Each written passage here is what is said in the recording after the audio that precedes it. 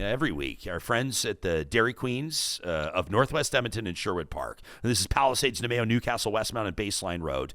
They put out an invitation for you to fire up your heat source. Your hottest takes is what we're looking for. These are emails to talk@ryanjesperson.com. It's the Flamethrower presented by the DQs of Northwest Edmonton and Sherwood Park, and we are all over the map on this one, and I love it. There should be no children listening to this. Consider yourself warned, and if you are, get on those earmuffs, kids, because Merrick is in wondering on what's going on with gas prices. He says, why the fuck are gas prices higher in Alberta than in the GTA, than in Toronto? And why isn't our government, the UCP, telling big oil to knock it off or else? Merrick, we've been saying it for 50 years. What about this one from Wendy, who says, Jespo, I would like to respond to Charles Adler's comment on August 12th regarding the Amain Khalif boxing controversy and Charles's definition of males and females.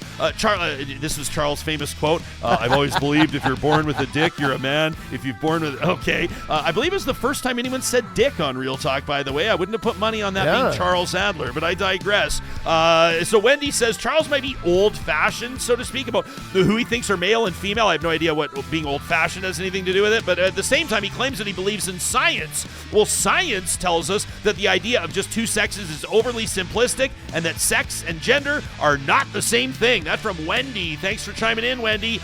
Gerald is taking issue with me and Pierre Poilievre and Bitcoin. And Gerald says, okay, whoa. Gerald says, when you went on the record on the 2nd of August talking to the strategist and said, quote, technically Pierre was right about crypto.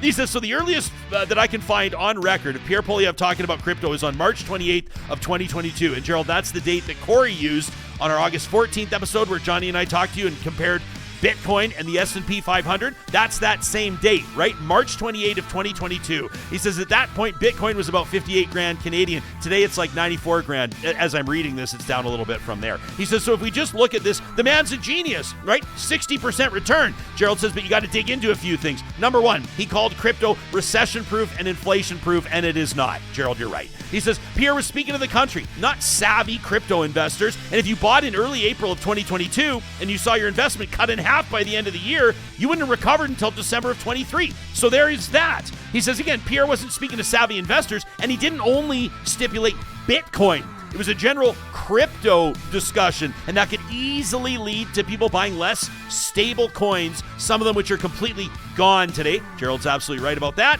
And he says, and when Bitcoin actually was a fantastic investment, like in the 20,000 range, or what about the 200 range, he says he was absolutely silent on it, right? If he truly was some crypto savant, people now want to pretend that he is, he would have been telling people to buy years ago. He says Pierre Poilievre guided people with little to no crypto experience to believe that deregulated coins would protect them from inflation, and those who listened and couldn't afford to ride out the massive fall potentially lost 60% of their investments. That's from Gerald. Gerald, it comes back to what I've always said. Do not take financial advice from Pierre Poilievre or from talk show hosts like me, all right?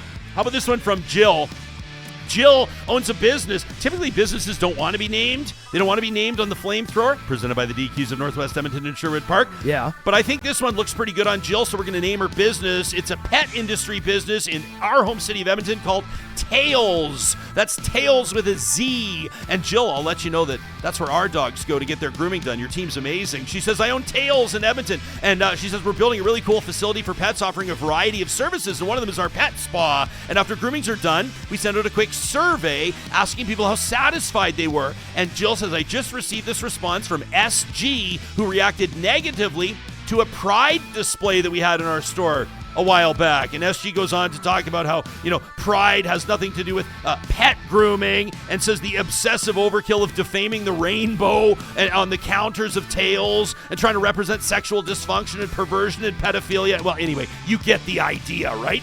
So Jill writes into us, and she says, as a straight person who wholeheartedly supports the LGBTQ2S+ community, I find this reaction offensive, ignorant, and very frustrating. Our Pride decorations through the month of June are not just decorative. They represent our commitment to inclusivity, to acceptance, to solidarity. They symbolize love and respect and the fundamental right for everybody to live authentically. I mean, this particular client's assertion about sexual dysfunction and pedophilia is not only false, but it's also a glaring reflection of deep-seated prejudice and a lack of understanding. She says, I want to admit that her remarks made me want to say some inappropriate things, so I didn't. But I do find it infuriating to see such ignorance and hate. And she says, she's grateful for the outlet like the flamethrower. Jill says this incident underscores the importance of pride, a sobering reminder that despite progress, there remains a pervasive lack of understanding and a lack of empathy toward the LGBTQ2S+ community. Ultimately, I have to believe that more of our customers aligned with who we are and will replace that particular individual. She says on the flip side, we've had many clients express gratitude for our visible support of pride. It's our choice, and everybody's entitled to their own beliefs, but in a world where intolerance leads to harm, it's crucial to stand firm in support of diversity and inclusion. That's from Jill. Jill's business is Tails, and we recommend that you take your pets to Tails and tell Jill and her team that Real Talk sent you. The Flamethrower is presented by the DQs in Palisades, Namao, Newcastle, Westmount, Baseline Road. Go grab a Flamethrower burger from them this weekend. Grab a Blizzard to top it off and tell them you heard all about it on one of Canada's most downloaded news talk shows, Real Talk. Thanks for subscribing on YouTube. Thanks for telling your friends, and we'll see you again on Monday.